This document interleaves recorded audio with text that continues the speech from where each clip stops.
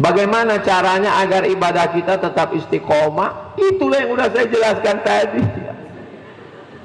Karena wanita ada fase, mohon maaf, menstruasi.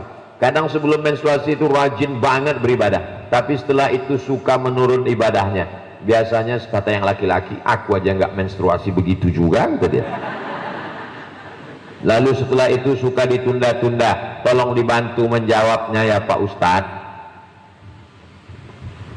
Datang seorang sahabat Nabi, ya Rasulullah, kenapa kami saat duduk bersamamu iman kami full, kami semangat beribadah, tapi begitu kami pulang ke rumah ngobrol dengan istri dengan anak tiba-tiba down. Kata Nabi, lau kuntum kama kuntum lasafahatkumul malaika, seandainya kamu seperti tadi terus nggak turun-turun, malaikat datang bersalaman dengan kamu.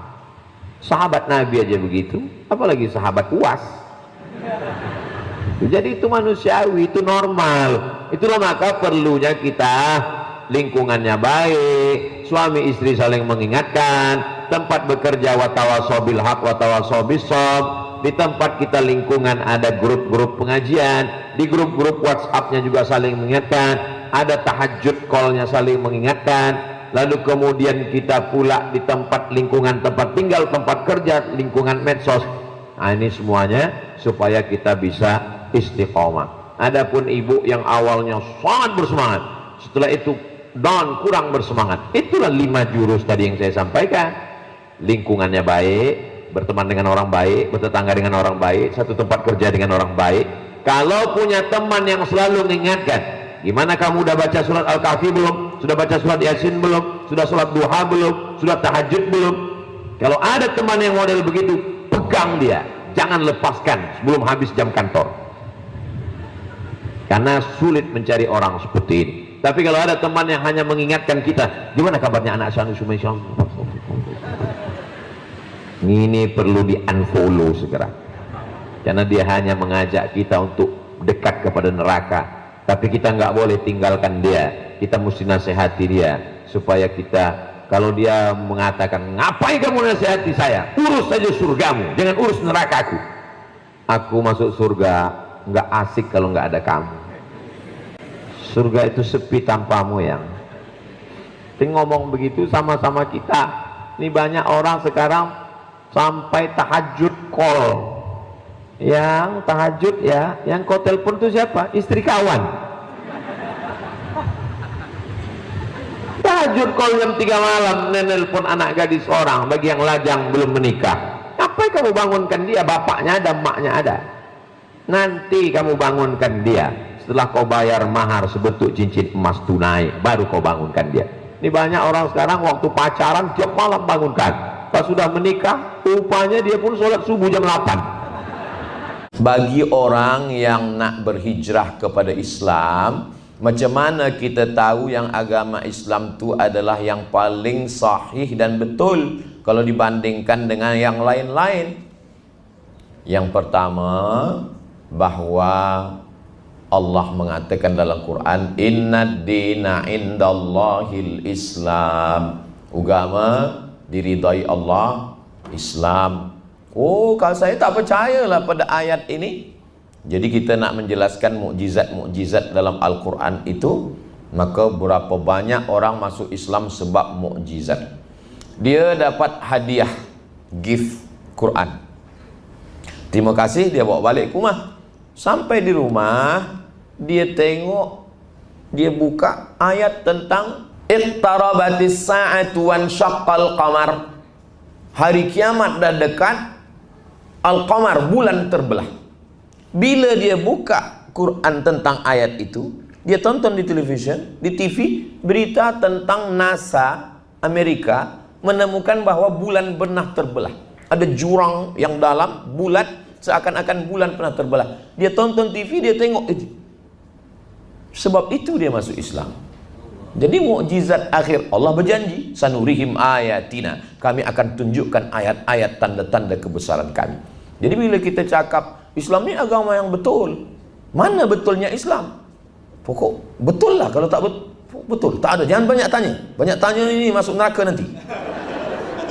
Islam di akhir zaman ini nanti orang akan masuk Islam sebab kebenaran-kebenaran. Sanurihim ayatina fil afaq. Kami akan tunjukkan di semesta alam bahwa Islam ini benar. Dari mana? Dari bukti yang ada di dalam Al-Quran. Membasuh bekas jilatan anjing pakai air tanah. Apa guna air tanah ni? Sabun dah ada, sampo dah ada, alkohol dah ada. Kenapa guna air tanah? Tahun 1999 ada seorang pakar mukjizat Al-Quran dan Sunnah datang ke Kahira. Situ dia tunjukkan bahwa bakteri yang ada di dalam air liur anjing dan babi, mohon maaf, khinzir, tak mati disebabkan oleh sabun, sampo dan apapun. Dia hanya mati ada bakteri yang dari air tanah. Itulah maka disiram. Orang putih, orang barat, Europe, Amerika melihat itu, mereka setengahnya bersyahadat. Sebab dari mana ilmu ini datang kalau bukan dari Allah Subhanahu wa ta'ala. Itu maka anak-anak kita, silakan dia belajar kemanapun, nanti dia akan menemukan kebenaran, dia akan sampaikan, semua akan menerima Islam kerana ilmu, kerana akhlak. Inna fi khalqis samawati, penciptaan langit, wal ardi, penciptaan bumi, waqtilafil laili wan nahar, perputaran siang dan malam, la ayat, itu semua ayat-ayat. Jadi bila kita membaca ayat surah Yasin, surah Al-Fatihah, itu bagi orang yang dah Islam, bagi orang yang dah hijrah. Bagi yang belum, dia nak menengok mana ayat-ayat kauniyah alam semesta. Maka wabanaina fawqakum sab'an shidada, kami bina di atas kamu ada 7 lapis langit. Orang Amerika meneliti, rupanya di atas ni ada batu besar yang akan menyerang bumi. Tapi batu besar ni meteor, manakala dia mendekati bumi, dia sama macam ais yang diletakkan di atas kuali yang panas. Mengecik, mencair, hilang, tak sampai ke bumi. Meteor tak sampai ke bumi sebab apa? Sebab ozon, lapisan ozon 7 lapis. Bila dia baca, Allahu Akbar, 7 lapis. Dari mana Nabi Muhammad tahu 7 lapis? Bainahuma barzakhun la yabghiyan. Antara air laut Selat Melaka dengan air sungai yang ada di Semenanjung, ya berian, la ya berian, tak berjumpa. Kalaulah air laut itu masuk ke sungai yang ada di Semenanjung, maka matilah kita semua. Kita boleh hidup 3 bulan kalau tak ada nasi. Kita boleh hidup 3 hari saja kalau tak ada air. Kita hanya hidup 3 detik kalau tak ada harapan. Maka orang yang putus harapan, cepat dia mati. Maka air tawar tidak masin. Sebab apa? Sebab Allah jaga ada yang disebut dengan bainahuma barzakhun, ada pemisah sehingga air yang ada di laut tak masuk ke sungai kita, tak masuk ke tanah kita. Siapa ini? Dia baca dalam Quran. Jadi orang yang mencari Islam ini, dia akan terbuka hidayah manakala dia baca-baca ini semua. Ghulibatir Rum, pasukan Rum dikalahkan. Di mana? Fi adnal ardi, di bumi yang terdekat. Pasukan Rum dikalahkan di bumi yang terdekat, maksudnya adalah Dead Sea, laut mati di Jordan. Dulu orang memahami laut yang terdekat ni maknanya dekat dari Mekah, dekat dari Madinah. Rupanya ada makna lain sekarang. Bumi yang paling rendah dari permukaan laut. Dari mana Nabi Muhammad tahu tentang itu? Dia tak pernah belajar. Saya berdua dengan seorang doktor. Doktor ni dia masalah kandungan. Kami bacakanlah ayat, manusia dari nutfah berubah menjadi alaqah, dari alaqah berubah menjadi mut'ah, dari mut'ah ini membalut tulang, dari tulang ini nanti menjadi manusia yang sempurna. Lengkap dalam hadis, 40 hari dalam bentuk nutfah, 40 hari dalam bentuk alaqah darah, 40 hari dalam bentuk daging, daging tadi membalut tulang, menjadi makhluk yang sempurna. Rupanya doktor ni pernah jumpa seorang pakar dari Amerika tentang masalah kandungan janin. Dia tanya, Nabi kami 14 abad silam, 1400 tahun lampau, dah tahu proses dari mulai nutfah menjadi alaqah menjadi mut'ah.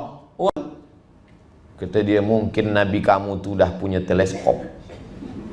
Sebab mereka tak tahu. Tapi bagi kita mudah saja. Dari mana ini? Wa ma yantiqu 'anil hawa in huwa illa wahyun yuha. Nabi bicara bukan ikut hawa nafsu, tapi dari Allah Subhanahu wa ta'ala. Jadi puan-tuan, sahabat-sahabat yang ada di seni ini, amat sangat boleh bercerita, baca buku, bawa para ulama, buatkan filem tentang ini dengan bahasa kelembutan, bukan dengan pedang, bukan dengan marah, tidak dengan tazkirah, tapi dengan menonton mereka. Oh, inilah ilmu pengetahuan. Itu hanya boleh dilakukan oleh orang-orang yang berilmu, dan ilmu inilah yang kita sebarkan. Terbuka hidayah. Ayyahdiyallahu bika rajulan wahidan. Satu orang dapat hidayah, khairum minad dunya wa ma fiha. Lebih baik daripada dunia dan seisinya.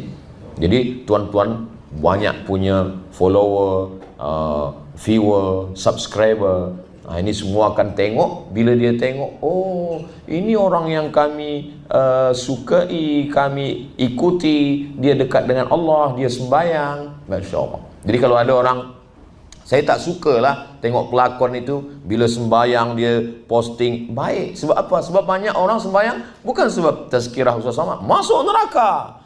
Kata dia, iya kalau neraka tak ada. Kalau tak ada, dia tak percaya. Tapi bila dia tengok pelakon yang dia suka sembahyang, dia sembahyang, aku kenapa tak sembahyang? Posting lah. Tapi saya baru sembahyang Jumaat aja Ustaz. Tak apa. Tahap awal. Saya seorang pelakon. Kalau kita berlakon, harus pegang tangan, tidak berlapik. Adakah haram? Ini agak susah sikit.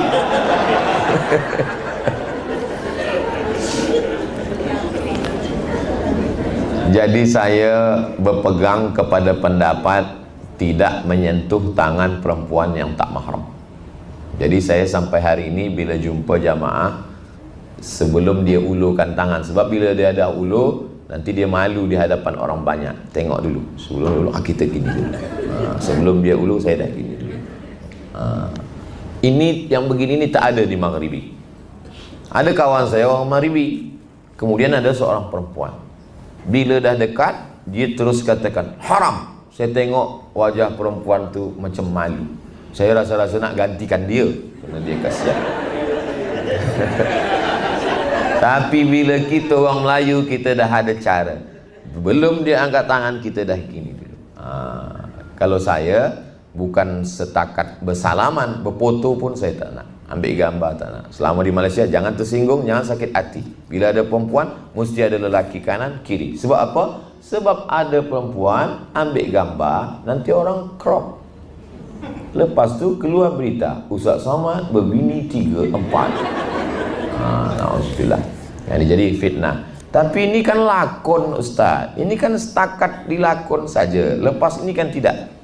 Kalau boleh hindarkanlah, jauh-jauhkanlah. Kita khawatir bila kita mati, diazab tangan kita dengan paku dari neraka. Bila kita tanya, malaikat, ini kenapa begini? Kata malaikat, ini lakon je.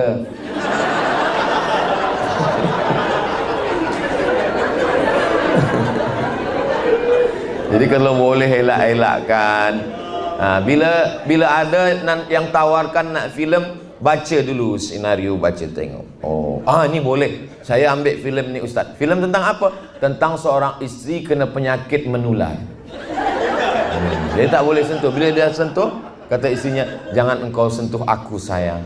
Aku tak ingin kau mati sebab penyakit ini. Itu bolehlah, kita carilah. Kita cari. Saya tengok, saya suka tonton filem-filem pendek yang dibuat orang Cina, orang Vietnam, orang Thailand tu banyak. Dia tak ada agama, tapi dia sentuh hati. Dulu ada viral filem tentang seorang yang punya kedai runcit, ada CCTV, tiap malam ada orang tidur di situ, lalu dia halau, dia marah tiap pagi. Apalah kamu tidur depan kedai saya? Apa? Satu hari dia menangis. Rupanya orang itulah yang menyelamatkan kedai dia. Hati tersentuh. Kenapa kita tak boleh buat filem? Kenapa filem yang kita buat ni mesti ada pegang tangan, pegang pipi, pegang kepala? Ini kalau pun filem, pilih-pilihlah. Orang tua boleh tak apa. Ustaz Somad kata dia tak ada pegang tangan tu, saya tengok ada dia pegang tangan. Orang tua. Saya tua. Tapi nampak muda Ustaz itu. Nampak saya dari jauh tua, rupanya muda. Jadi kita pandai-pandailah memilih. Sebab azab ni dia tak tengok lakon ke tak lakon. Mudah-mudahan Allah menyelamatkan kita semua. Apakah berdosa bagi laki-laki memposting foto kaum wanita seperti meleleh ketika melihatnya. Padahal laki-laki tersebut mungkin foto hanya bukan untuk apa-apa. Apa kata barut juga laki-laki bagi laki-laki.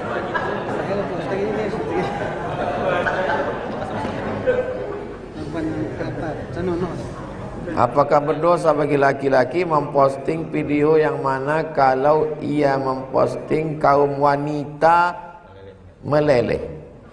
Dia laki-laki. Dia laki-laki. Di postingnya gambar dia pakai baju Melayu, pakai keris, pakai tanjak, lalu dipostingnya di situ. Di mana bumi dipijak, di situ langit dijunjung. Di mana jantan bertanjak, di situ perempuan bertudung. Gambarnya bagus, bajunya bagus, kalimatnya bagus, posenya bagus, perempuan meleleh. Yang salah siapa? Perempuan tuh gatal. Apa pula dia salah? Tapi kalau antum posting antum pakai celana pendek lalu memperhatikan otot antum, itu tak betul karena memancing. Waktu Nabi Yusuf keluar, ditarik oleh Zulekha sampai sobek bajunya di belakang, gara-gara dia ganteng. Yang salah Yusuf karena gantengnya atau Zulekha? Yang salah Zulekha. Bercakaplah orang di kota. Wa qala niswatum fil madinati imra'atul azizi turawidu fataha. Berkatalah perempuan-perempuan di kota, istri Aziz Zulekha jatuh cinta pada budaknya. Jadi ternyata grup WA mak-mak ini memang dari dulu dah begitu isinya. Wa qala niswatun fil madinati imra'atul azizi turawidu fataha, surat Yusuf. Zulekha mendengar cakap itu, "Mak, kalian serang aku ya," kata dia. Diundangnya perempuan-perempuan. Diundangnya dikasihnya buah sama pisau. Dikasihnya buah. Anding Yusuf. Yusuf keluar Nabi Yusuf. Qatta'na aydiyahunna. Mereka memotong-motong. Qata'a yaqta'u, memotong. Qatta'a yuqatti'u, mubalaghah, memotong-motong. Berdarah-darah tangan itu menengok Nabi Yusuf. Apa kata Zulekha? Itulah yang kutahankan tiap hari. Kalian baru menengok sekali berdarah-darah kan? Apalagi aku, hatiku berdarah-darah katanya. Itu tambahan dari saya, tak ada. Akhirnya setelah Nabi Yusuf jadi, kan Pak Kuas selalu berdoa, Allahumma jma' bainahuma kama jama'ta baina Adama wa Hawa warham bainahuma kama rahimta baina Ayyuba wa Rahmah wa alif bainahuma kama alafta baina Yusuf wa Zulekha. Selesai acara akad nikah, datang Pak Kuas, doanya itu apa itu? Doa Israiliyat. Pak Kuas ini guru saya di pondok dulu, mengadulah ke saya, Ustadz disalahkan orang tuh doaku Pak Ustadz, padahal aku udah menikahkan orang, apa aku berhentikan doa? Saya kirim jawabannya, kasih sama orang yang membantah Pak Kuas itu, bahwa Nabi Yusuf alaihissalam diangkat jadi raja, Perdana Menteri di Mesir. Waktu sedang membagikan makanan, datang seorang perempuan. Nabi Yusuf macam-macam kenal. Kau siapa? Rupanya Zulekha. Suaminya sudah mati, meninggal. Aziz meninggal. Akhirnya dikembalikan Allah, dia menjadi muda lagi, menikah akhirnya Nabi Yusuf dengan Zulekha, dan lahir anak-anak yang soleh. Maaf cakap, rupanya Zulekha dalam keadaan gadis, karena lakinya senapang angin tak meletus. Jadi cerita antara Yusuf menikah dengan Zulekha bukan perselingkuhan, bukan kejahatan, bukan maksiat, bukan Israiliyat. Nanti kalian kalau pas berdoa digitukan orang, Allahumma alif bainahuma kama alafta baina Zulekha wa Zulekha. Kenapa Ustaz berdoa? Suka hatiku lah, apa mau kau?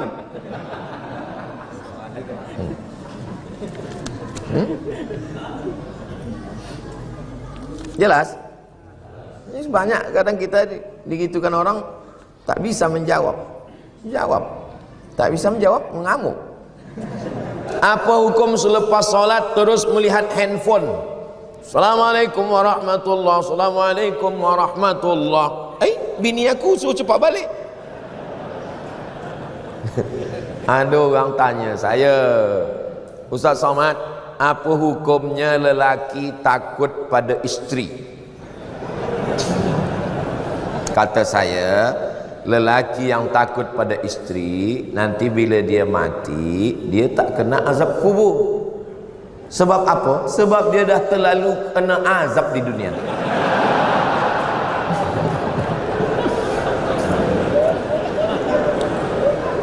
Yang ini tak usah ingat, yang lain tadi aja ingat. Sembayang tu apa? Apa sembayang itu?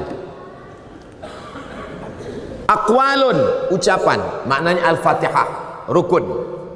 Wa af'alun, perbuatan, tegak, mengangkat tangan, ruku, i'tidal, sujud, duduk atas sujud, salam, tasyahud.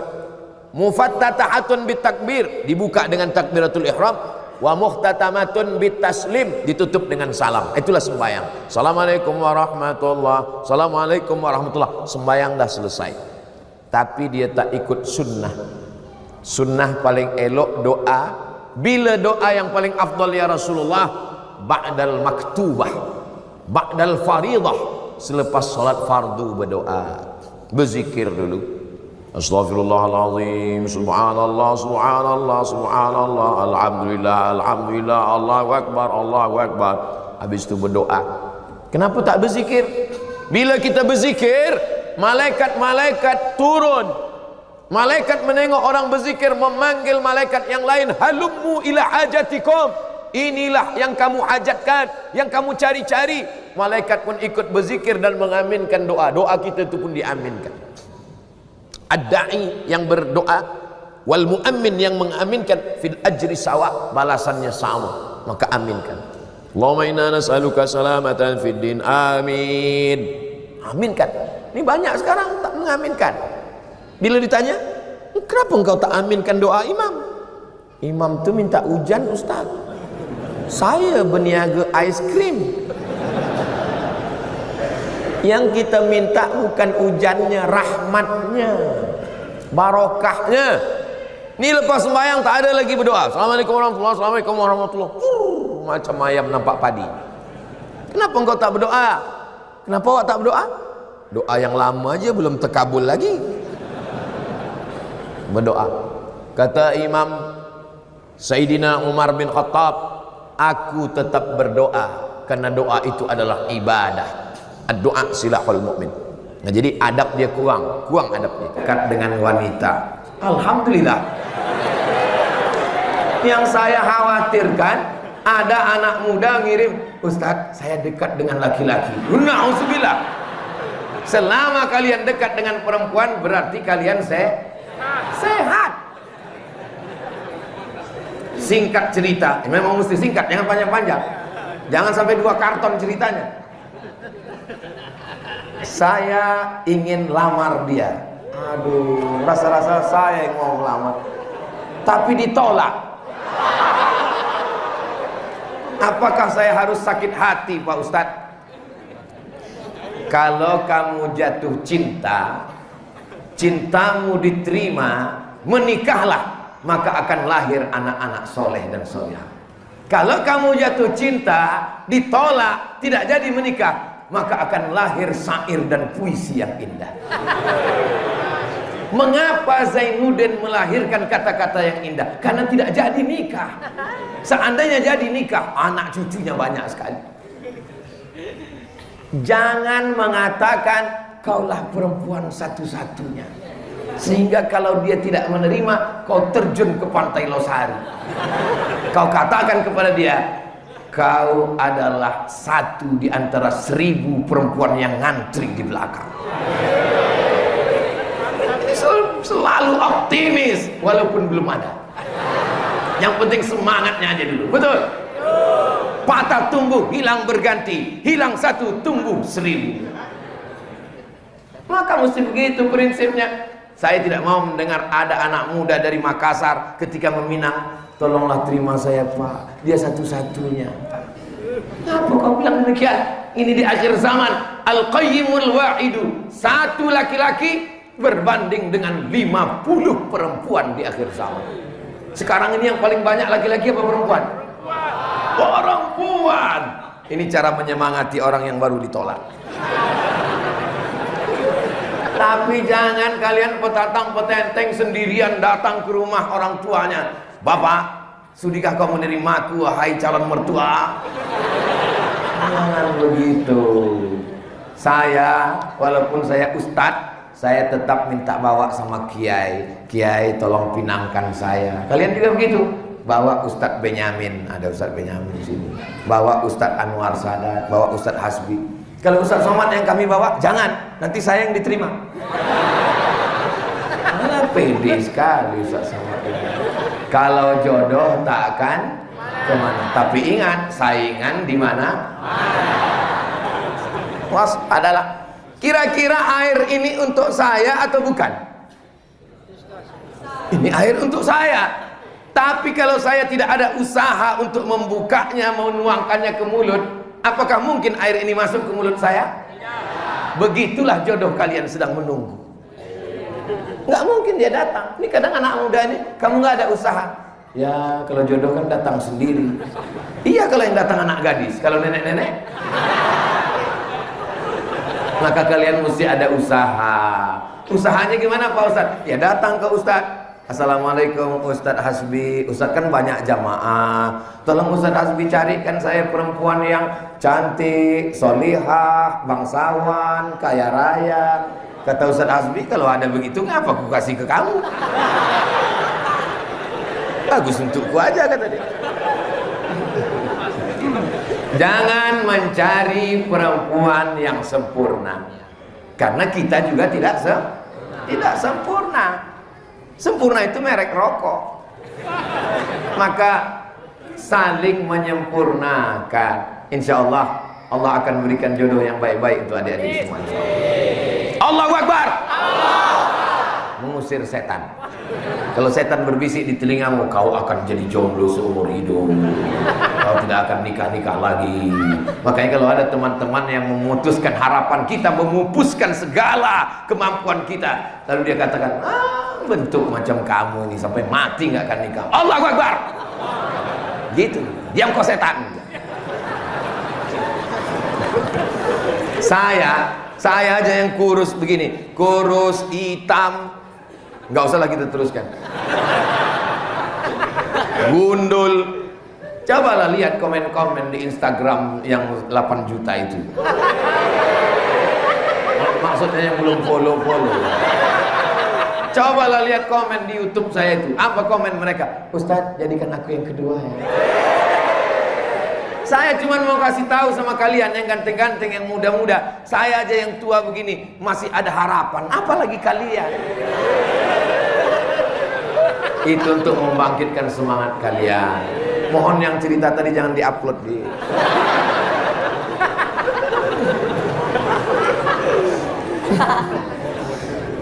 Asa Ustaz takut di rumah? Ustaz kan ceramah seperti singa. Iya, pawangnya di rumah. Saya bekerja di bengkel punya saya sendiri. Waktu maghrib dan isya subuh saya berusaha ikut sholat berjamaah. Mudah-mudahan saudara kita istiqomah. Tapi pada waktu asar dan zuhur saya sering sholat di ujung waktu. Apakah ketika lebih mendahulukan pekerjaan daripada sholat itu termasuk melalaikan? Terus dia mengotak-atik mesin segala macam, bautnya, kabelnya. Itu yang mau dicari itu apa? Duit. Duit itu datang dari siapa? Dari Allah. Melalaikan waktu ini melalaikan siapa? Kan rusak tauhid. Tulis itu. Waktu sholat bengkel off. Sediakan musola kecil. Atau ada di situ tempat sembahyang. Bengkel Jalan Arifin Ahmad sebelah kanan. Tulis. Waktu sholat off. Semua orang yang membetulkan mobil di situ ikut sholat. Padahal bertahun-tahun tak sembahyang. Tengok orang sembahyang, sembahyang pula lah. Arifin Ahmad sebelah kanan. Itu punya Ustadz Ustadz Fauzan, adik kelas saya di Mesir. Itulah menunjukkan dia ustaz. Nah, jadi banyak orang tauhidnya salah. Yang mau dicarinya duit, padahal duit itu dikirimkan Allah. Mana susah bagi Allah untuk mendatangkan pelanggan untuk ke situ. Lagi-lagi masalahnya ada pada tauhid. Yang mengasih rezeki Allah, yang mendatangkan orang itu ke situ Allah. Balik kepada tauhid kepada Allah Subhanahu wa ta'ala.